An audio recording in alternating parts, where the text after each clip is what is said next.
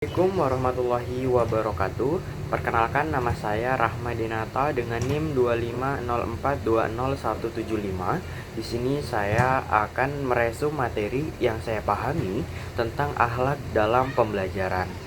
Kita mulai dari definisi atau pengertian akhlak dalam pembelajaran. Ini merupakan sikap atau perilaku yang harus dimiliki oleh seorang mahasiswa sebagai menuntut ilmu. Lalu dengan nilai atau moral dari agama, akhlak ini penting tidak hanya untuk mendapatkan kepintaran, tetapi juga harus membawa kebaikan dan juga keberkahan di dalam hidup.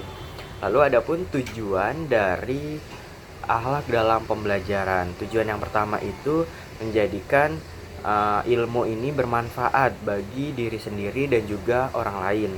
Lalu yang kedua, tujuan dari akhlak dalam pembelajaran itu adalah membentuk kepribadian diri sendiri menjadi disiplin dan juga bertanggung jawab. Lalu yang ketiga, tujuannya itu adalah mendapatkan keberkahan dalam menuntut ilmu. Contoh akhlak dalam belajar ini adalah niat yang baik. Jadi belajar karena ingin mencari ilmu dan juga ridhonya Allah Subhanahu wa taala, bukan hanya sekadar untuk mencari nilai. Yang mana ini telah diriwayatkan dari hadis riwayat Al-Baihaqi yang artinya sesungguhnya aku diutus hanya untuk menyempurnakan kemuliaan akhlak. Nah, hadis ini menekankan bahwa Islam bukan hanya soal ibadah ritual, tetapi juga perilaku baik kepada sesama manusia makhluk lainnya gitu.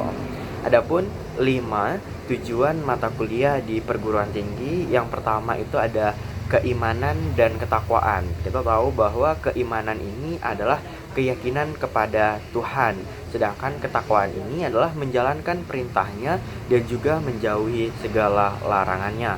Contohnya itu seperti rajin beribadah, sholat, lalu berpuasa di bulan suci Ramadan, berdoa, bersolawat, dan lain sebagainya. Lalu juga tidak mencontek karena sadar itu adalah larangan di dalam agama. Lalu yang kedua itu ada akhlak mulia.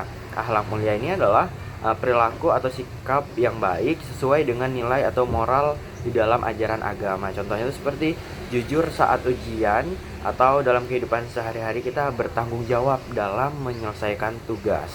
Lalu yang ketiga ada kepribadian holistik, yaitu ini kepribadian yang berkembang secara utuh, tidak hanya pintar secara akademik tetapi juga memiliki kecerdasan emosional dan spiritual.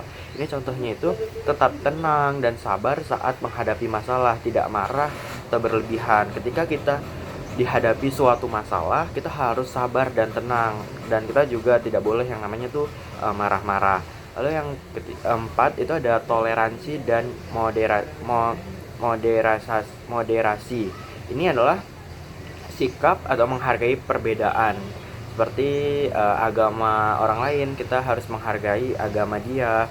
Lalu juga kita tidak memaksakan pendapat dari orang lain. Kita harus saling toleransi antara kita dan juga orang lain yang bukan satu agama dengan kita.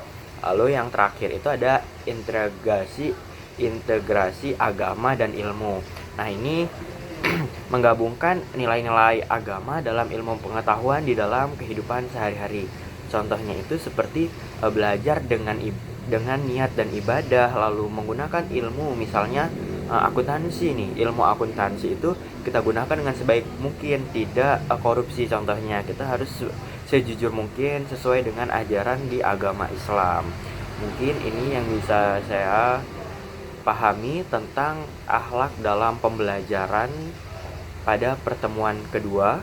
Saya akhiri. Assalamualaikum warahmatullahi wabarakatuh.